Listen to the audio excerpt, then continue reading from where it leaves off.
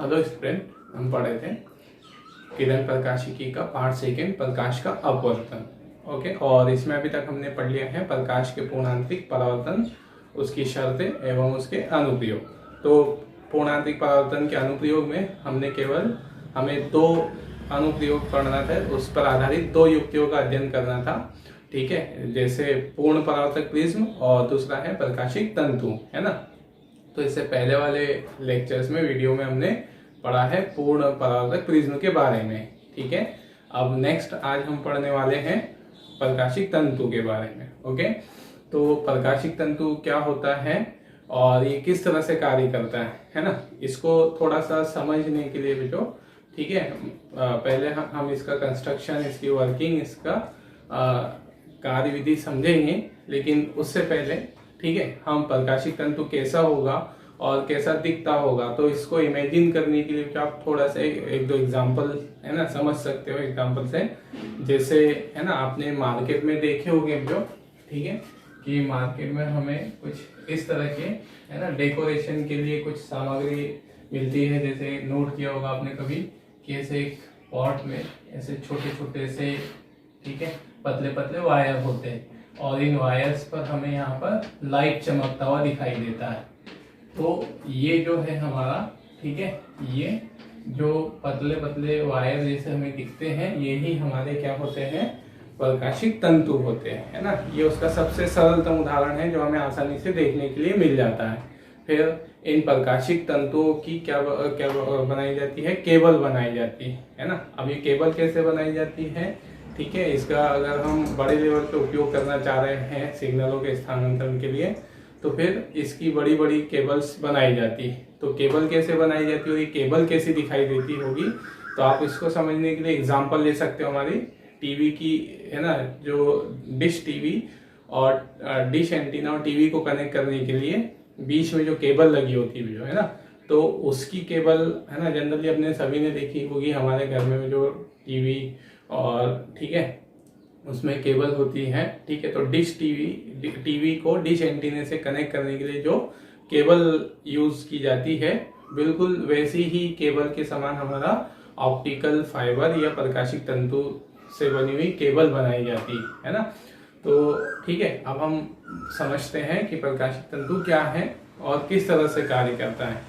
तो प्रकाशिक तंतु जो पूर्ण प्रकाश के पूर्ण आंतरिक परावर्तन पर आधारित वह युक्ति है जिसका उपयोग हम प्रकाश सिग्नल को बिना ऊर्जा क्षय के एक स्थान से दूसरे स्थान तक किसी भी मार्ग से, आड़े टेढ़े मार्ग से हम उसका स्थानांतरण कर सकते हैं, है ना। आड़े टेढ़े मार्ग से मतलब जैसे सामान्यतः जो हमें मालूम है कि प्रकाश जो है ना, वैसे अगर हम कहें कि प्रकाश कैसे चलता है, तो वास्तव में प्रकाश को चलने के लिए किसी माध्यम की आवश्यकता भी नहीं होती है ना। प्रकाश वायु में भी चल सकता है, लेकिन प्रकाश अगर वायु में चलेगा तो फिर हम उसके मार्ग को निर्धारित नहीं कर पाएंगे। मतलब प्रकाश, ठीक है, वायु में अगर चलेगा, जैसे उदाहरण के लिए प्रकाश स्रोत है, तो यहाँ से प्रकाश अगर निकलता है तो वो सीधे मार्ग में सभी दिशाओं में गमन करेगा, है ना, सीधे पाथ पे चलेगा।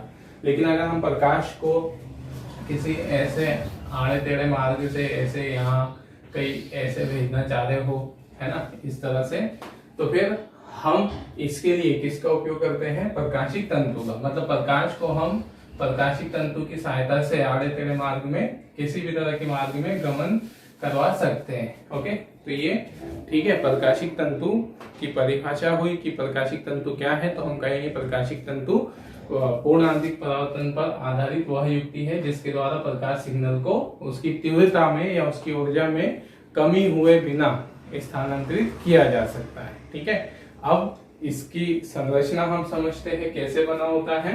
तो इसके मुख्य तीन भाग होते हैं, जो केंद्रीय कॉर्ड, परिनिधान एवं प्लास्टिक जैकेट। ओके, तो केंद्रीय कॉर्ड, ठीक है, कैसे बनता है ना, उसको हम समझे। तो केंद्रीय कॉर्ड जो जनरली, है ना, कांच का या, ठीक है, पॉलीमर का या किसी पैराविद्युत पदार्थ, है ना, कांच, पॉलीमर या पारदर्शी पैराविद्युत पदार्थ के पतले पतले रेशों से मिलके बना होता है। मतलब इनकी जो मोटाई है 10 माइक्रोमीटर से लेकर, है ना, 100 माइक्रोमीटर के बीच में इनकी मोटाई रखी जाती है।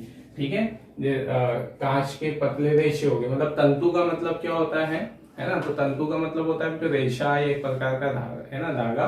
तो इसी तरह से ये ऐसे पतले कांच के या पॉलीमर के ऐसे पतले रेशे बनाए जाते हैं, है ना, जिनकी मोटाई रखी जाती है 10 माइक्रोमीटर से 100 माइक्रोमीटर के बीच में, और इसका जो अपवर्तनांक है वो रखा जाता है 1.5 से 1.5 इसका होता है। हमें मालूम है कांच का बना होगा, तो कांच का अपवर्तनांक कितना होता है, 1.5 होता है ना। तो इस तरह से ये रहेगा उसका केंद्रीय कॉर्ड। तो हम कहेंगे केंद्रीय कॉर्ड क्या है, तो केंद्रीय कॉर्ड कांच के या पॉलीमर के या किसी पारदर्शी परावर्तित पदार्थ से बना हुआ होता है, जिसकी अपवर्तनांक 1.5 और मोटाई 10 माइक्रोमीटर से 100 माइक्रोमीटर के बीच में बदलती है ना। और इस तरह के ये लंबे लंबे से वायर या इनके ऐसे तंतु बनाए जाते हैं, ठीक है। फिर जो नेक्स्ट यहाँ पर अगला बिंदु है, अगला उसका भाग है परिनिधान। तो परिनिधान क्या है, तो वास्तव में जो परिनिधान रॉड पर अन्य पदार्थ की चढ़ी हुई परत होती है, ठीक है। मतलब केंद्रीय रॉड पर हम अन्य पदार्थ की परत चढ़ा देते हैं, ठीक है, जिस परत को हम क्या बोलते हैं, परिनिधान। और ये परत चढ़ाने के लिए जो हम पदार्थ उपयोग करते हैं, तो उस पदार्थ का जो अपवर्तनांक है वो, ठीक है, केंद्रीय रॉड के अपवर्तनांक से कम रखा जाता है, ठीक है। मतलब ठीक है, परिनिधान क्या है, तो हम कहेंगे परिनिधान केंद्रीय रॉड पर चढ़ी हुई अन्य पदार्थ की परत होती है, जिसका अपवर्तनांक 1.4 होता है, और इसकी जो मोटाई है वो 100 माइक्रोमीटर से लेकर 420 माइक्रोमीटर के बीच में होती है ना, मतलब ठीक है। और नेक्स्ट इसका अपवर्तनांक 1.4 रखा जाता है ना। क्यों ऐसा, मतलब हमेशा जो केंद्रीय रॉड का अपवर्तनांक ज्यादा रहेगा और परिनिधान का जो पदार्थ है उसका अपवर्तनांक कम रहेगा, है ना, ताकि केंद्रीय रॉड यहाँ पर किसकी तरह कार्य कर पाए, सघन माध्यम की तरह, और परिनिधान जो है वो किसकी तरह कार्य करे, विरल माध्यम की तरह। ओके, क्योंकि हमें मालूम है प्रकाश के पूर्ण आंतरिक परावर्तन के लिए प्रकाश किरण का सघन माध्यम से विरल में जाना आवश्यक है, तो इसलिए यहाँ पर सघन और विरल दोनों तरह के माध्यम होने चाहिए। तो इसलिए केंद्रीय रॉड को सघन माध्यम की तरह उपयोग में लाया जाता है, और परिनिधान को विरल माध्यम की तरह उपयोग ला सके, इसलिए उसका अपवर्तनांक कम रखते हैं, है ना। तो ये हुआ हमारा परिनिधान, ठीक है। फिर नेक्स्ट जो अगला है प्लास्टिक जैकेट। तो प्लास्टिक जैकेट क्या है, तो सिंपल सा, जो जैसे हम हमारे घर में है ना वायर देखते हैं, है ना, हम विद्युत धारा के प्रवाह के लिए हम, है ना, घर में वायर यूज करते हैं इलेक्ट्रिक करंट को पास करने के लिए। तो आपने देखा होगा कि वायर में ऊपर एक रबर की, है ना, या प्लास्टिक के मटेरियल की कोटिंग चढ़ी हुई होती है, उसके अंदर तांबे का या एल्यूमिनियम का तार होता है, और उस पर किसी रबर या प्लास्टिक की मटेरियल की कोटिंग कर दी जाती है। तो सेम वैसे ही, है ना, वैसे ही केंद्रीय रॉड और परिनिधान को सुरक्षित रखने के लिए उस पर प्लास्टिक के, ठीक है, या अन्य कुचालक पदार्थ के एक परत चढ़ा दी जाती है, जिसे हम क्या कहते हैं, प्लास्टिक जैकेट, है ना, जो किसका कार्य करती है, जो यहाँ पर परिनिधान और केंद्रीय रॉड को सुरक्षित रखने का कार्य करती है। ओके, तो ये हुआ उसकी संरचना, है ना। एक बार शॉर्ट में हम देख लेते हो कि केंद्रीय रॉड क्या है, तो ये तंतु का सबसे आंतरिक भाग होता है, जो कांच, पॉलीमर या किसी पारदर्शी कुचालक पदार्थ से बना हुआ होगा, जिसकी अपवर्तनांक 1.5 और मोटाई 10 माइक्रोमीटर से 100 माइक्रोमीटर की तक बदलती है। ओके, फिर नेक्स्ट अगला है परिनिधान। तो परिनिधान क्या है, केंद्रीय रॉड पर चढ़ी हुई अन्य पदार्थ की परत होती है, जिसकी मोटाई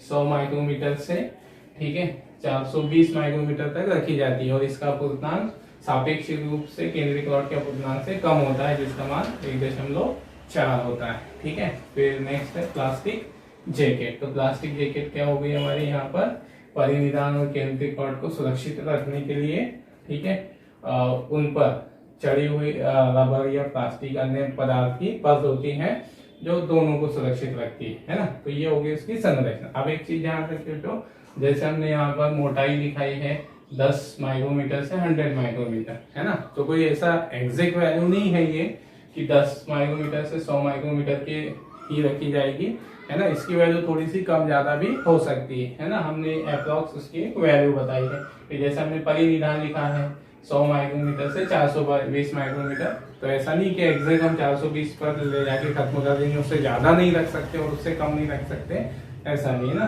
वो डिपेंड करता है बेटो कि हमको कितनी मोटी केबल बनानी है ना, किस तरह से बनानी है। तो ध्यान तो इतना रखें कि जो परिनिधान है इसकी मोटाई ज्यादा रखते हैं किससे, केंद्रीय क्लॉट से। डेफिनेटली जो केंद्रीय क्लॉट को अगर हमें ढकना है ना, परत चढ़ानी है, तो उस पर जो परत चढ़ेगी वो उसकी मोटाई उससे ज्यादा रहेगी, है ना। फिर ठीक है, तो ये होगी इसकी संरचना।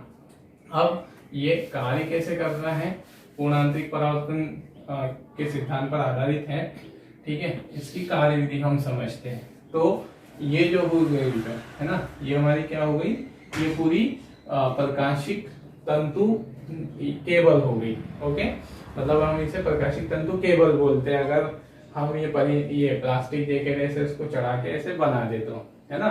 तो नेक्स्ट अब हम बात कर रहे हैं इसकी कार्य विधि की। तो कार्य विधि को समझने के लिए हमने यहाँ पर एक अलग से, है ना, से केवल तंतु का चित्र बताया, ये ऐसा स्ट्रक्चर नहीं दिखाया है ना।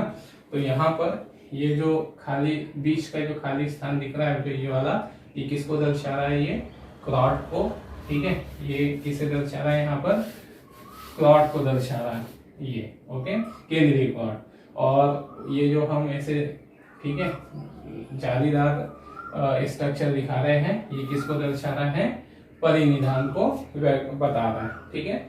और जहां पर क्लॉट जो है, ठीक है, अब क्लॉट का जो अपवर्तनांक है कितना रखा जाता है, 1.5 रखा जाता है, जो इसलिए, है ना।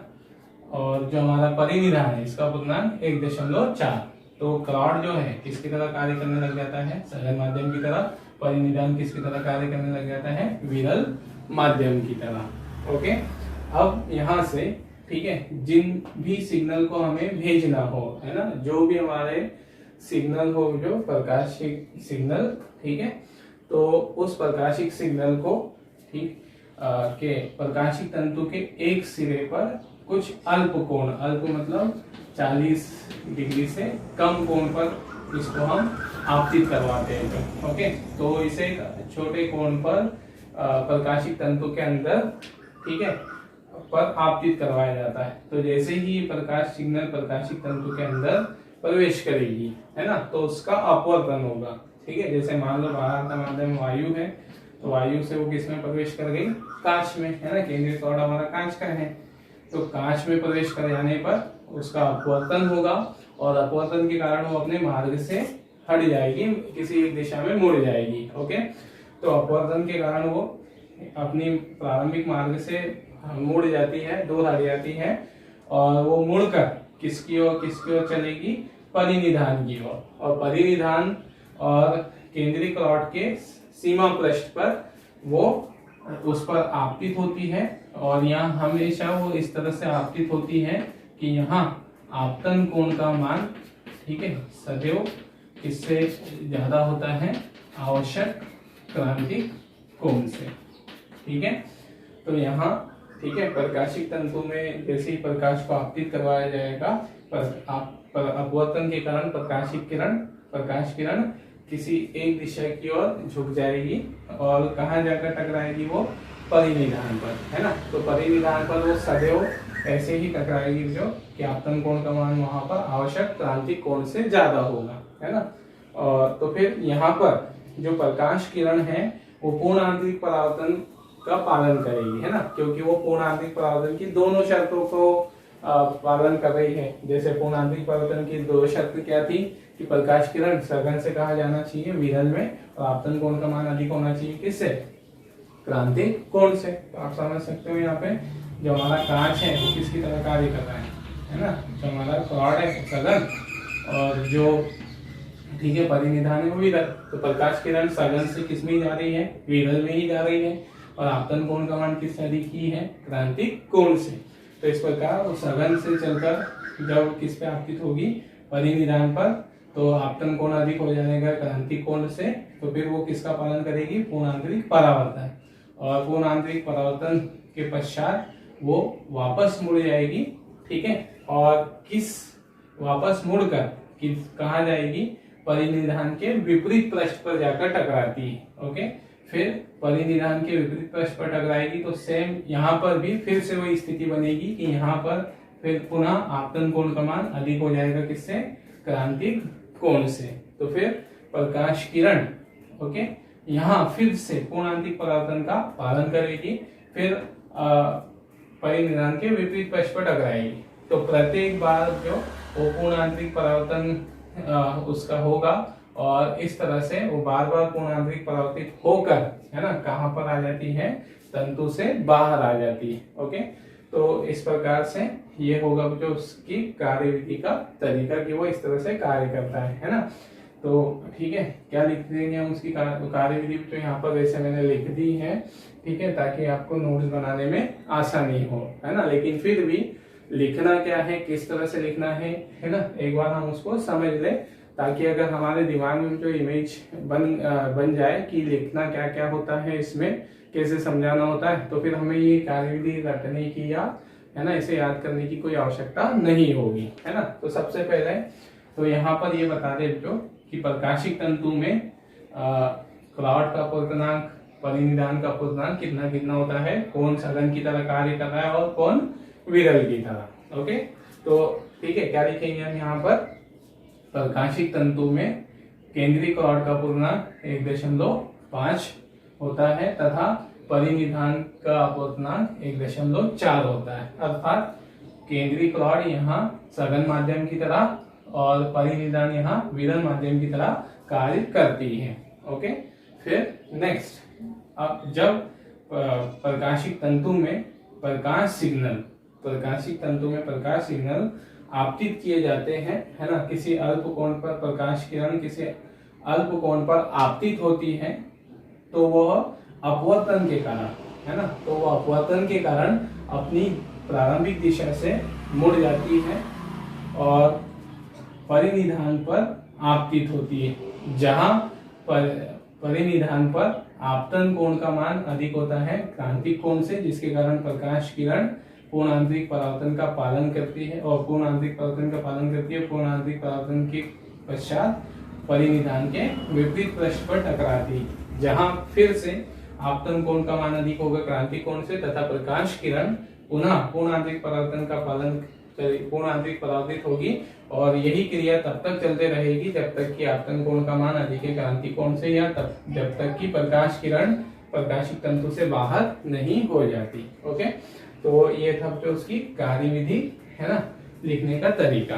ठीक है, एक बार फिर से जो हम इसको शॉर्ट में समझ ले, ठीक है, क्योंकि है ना परीक्षा के इस ठीक है पॉइंट ऑफ व्यू से महत्वपूर्ण क्वेश्चन है ये। इसका प्रश्न ऐसे बनता है कि प्रकाशिक तंतु का सिद्धांत समझाइए, प्रकाशिक तंतु क्या होता है, इसकी संरचना कार्यविधि समझाइए, है ना। तो प्रकाशिक तंतु क्या होता है, तो हम कहेंगे प्रकाशिक तंतु ठीक है पूर्ण आंतरिक परावर्तन पर आधारित एक सरल युक्ति होती है, जिसके द्वारा प्रकाश का हम बिना ऊर्जा, प्रकाश ऊर्जा में बिना क्षय के उसे एक स्थान से दूसरे स्थान तक स्थानांतरित कर सकते हैं। दूसरा, इसकी संरचना, तो इसके मुख्य 3 भाग होते हैं, केंद्रीय क्लॉड, परिनिधान और प्लास्टिक जैकेट। तो केंद्रीय क्लॉड के बारे में लिख देंगे। केंद्रीय क्लॉड क्या है, ये प्रकाशिक तंतु का सबसे आंतरिक भाग, अंदरूनी भाग होता है, ठीक है, जिसका अपूर्णांक 1.5 और मोटाई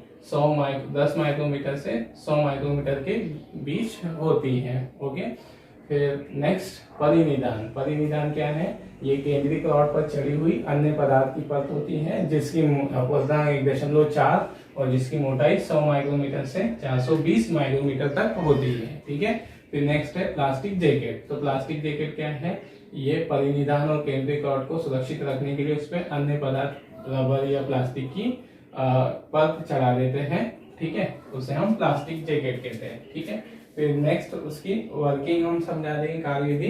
तो सबसे पहले ये बता दें, है ना, कि प्रकाशिक तंतु में केंद्रीय क्लॉड का पूर्णांक 1.5 परिनिधान का पूर्णांक 1.4 होता है तथा केंद्रीय क्लॉट सघन माध्यम की तरह और परिनिधान विरल माध्यम की तरह कार्य करता है। ठीक, जब प्रकाश किरण प्रकाशिक तंतु में प्रवेश करती है तो अपवर्तन के कारण वो परिनिधान की ओर झुक जाती, परिनिधान की ओर मुड़ जाती तथा परिनिधान पर आपतन क्रांतिक कोण से अधिक कोण पर आपतित होती है, जिसके कारण पूर्णांतरिक परावर्तन का पालन करती है तथा परिनिधान के विपरीत पृष्ठ पर टकराती।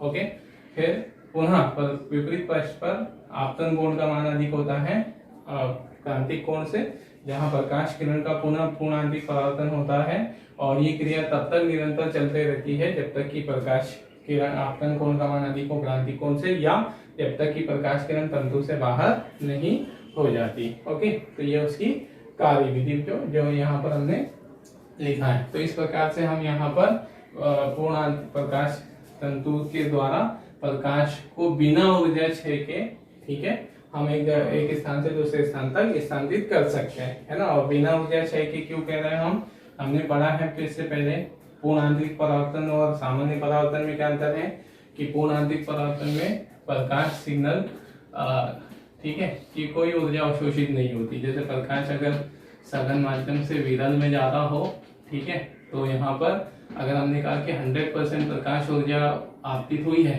तो कितनी ही परावर्तित हो जाएगी 100%। मतलब यहाँ पूर्णांतिक परावर्तन में प्रकाश ऊर्जा का कोई अवशोषण नहीं होता, उसमें कोई कमी नहीं होती तीव्रता में। तो इस प्रकार बिना ऊर्जा क्षय से स्थानांतरण कर सकते हैं। ठीक है, तो ये रहा हमारा प्रकाशिक तंतु और उसकी संरचना एवं कार्य विधि। ओके, अब इसके उपयोग भी हम देख लें कि उपयोग, सामान्य उपयोग और कहाँ हम इसके करते हैं, है ना। तो प्रकाशिक तंतु का पहला उपयोग तो हम लिख सकते हैं, इसके द्वारा प्रकाश सिग्नल को बिना ऊर्जा क्षय के स्थानांतरित करने में किया जाता है। फिर दूसरा उपयोग, अब हमने तो ऐसा देखा होगा चिकित्सा क्षेत्र में, है ना, कि अगर किसी डॉक्टर को, ठीक है, हमारे, है ना, चिकित्सक को हमारे शरीर के अंदरूनी भाग का, है ना, अवलोकन करना हो, उसे देखना हो, तो हमारे शरीर में प्रकाश का पहुंचाना जरूरी है ना। मतलब हमारे शरीर के अंदर प्रकाश पहुंच पाएगा तभी वो हमारे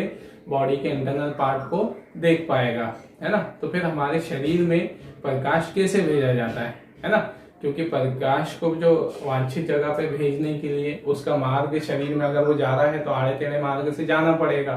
तो फिर वो शरीर के अंदर प्रकाश किसके सहायता से भेजा जाता है, प्रकाशिक तंतु, है ना। एक पतली सी जो कॉर्ड होती है, केबल होती है, उसको शरीर के अंदर जिस स्थान का अवलोकन करना हो वहां तक उसको भेजा जाता है और फिर प्रकाश उससे ट्रांसमिट किया जाता है हमारे शरीर के अंदर। फिर नेक्स्ट दूसरा, ये आपने सुना होगा जो आजकल बहुत सारी लेजर टेक्निक हो गई है ना, मतलब बहुत सारे टेक्नोलॉजी आ गई है, तो लेजर टेक्निक से भी, है ना, लेजर किरणों से भी, है ना, ऑपरेशंस और ट्रीटमेंट किए जाते हैं। तो फिर वो जैसे एग्जांपल के लिए हमारे शरीर की किसी, है ना, अंदरूनी भाग पर लेजर किरणें भेजनी है, तो फिर वहां कैसे भेजी जाएगी, क्योंकि लेजर तो एक सीधे मार्ग में चलने वाली प्रकाश की, है ना, प्रकाश पुंज होता है लेजर किरणें। तो फिर इन्हें मोड़ने के लिए, आवश्यक स्थान पे भेजने के लिए किसके सहायता से भेजा जा सकता है, प्रकाशिक तंतु के। ओके, तो पहला हमने उपयोग क्या लिखा यहाँ पे, इसके सहायता से प्रकाश सिग्नल को, ठीक है, इसको ध्यान से सुनना बच्चों, ये भी पूछा जाने वाला प्रश्न है और यहाँ स्थान नहीं है लिखने के लिए, इसलिए आप सुन लीजिए, उसको नोट कर लीजिएगा बाद में, है ना। तो क्या है पहला उपयोग, प्रकाशिक तंतु की सहायता से प्रकाश सिग्नल को एक स्थान से दूसरे स्थान तक बिना ऊर्जा क्षय के भेजने में किया जाता है। ओके, दूसरा, शरीर के आंतरिक भाग में प्रकाश को पहुंचाने के लिए प्रकाशिक तंतु का उपयोग किया जाता है। ठीक है, तीसरा जो कि जो हमारे संचार सिग्नल है ना, संचार सिग्नल। अभी संचार सिग्नल क्या है, तो जैसे हम, है ना, आजकल देखते हैं हम इंटरनेट यूज करते हैं, तो इंटरनेट की जो सिग्नल है हमारे बहुत फास्ट, है ना, क्या होते हैं, कम, ठीक है, स्थानांतरित होते हैं। जैसे एग्जांपल के लिए हमने यहाँ कुछ बटन दबाया, ठीक है, और उधर हमको इंटरनेट से डाटा हमारे मोबाइल में आ जाता है या, है ना, अपलोड हो जाता है इस तरह से। तो ये सिग्नल इतनी फास्ट कैसे चल पाते हैं प्रकाश, है ना, ये इंटरनेट सिग्नल। तो इंटरनेट सिग्नल हो गए, ठीक है। ये किसकी सहायता से ही, प्रकाशिक तंतु की सहायता से ही इनका स्थानांतरण होता है, ठीक है। मतलब इनके लिए जो इंटरनेट सिग्नल के ट्रांसफर के लिए बहुत मोटी मोटी केबल बनाई जाती है उनकी, और उनकी सहायता से नेटवर्क और इंटरनेट सिग्नल को स्थानांतरित किया जाता है। तो तीसरा उपयोग आप लिख सकते हो संचार सिग्नल के स्थानांतरण में, ठीक है। तो ऐसे कई सारे इसके उपयोग हैं, ठीक। आप उसको बुक में से भी देख लीजिएगा, है ना। तो ये हुआ हमारा प्रकाशिक तंतु संरचना, कार्यविधि एवं उपयोग, ठीक है। और एग्जाम के हिसाब से कुछ महत्वपूर्ण प्रश्न है। प्रश्न ऐसे पूछा जाता है, प्रकाशिक तंतु को समझाइए निम्न बिंदुओं के आधार पर, संरचना, कार्यविधि एवं उपयोग। ओके, तो इसे, है ना, नोट कर लीजिए। चलिए, और उपयोग जो हमने बताया है उसे लिख लीजिएगा, ठीक है।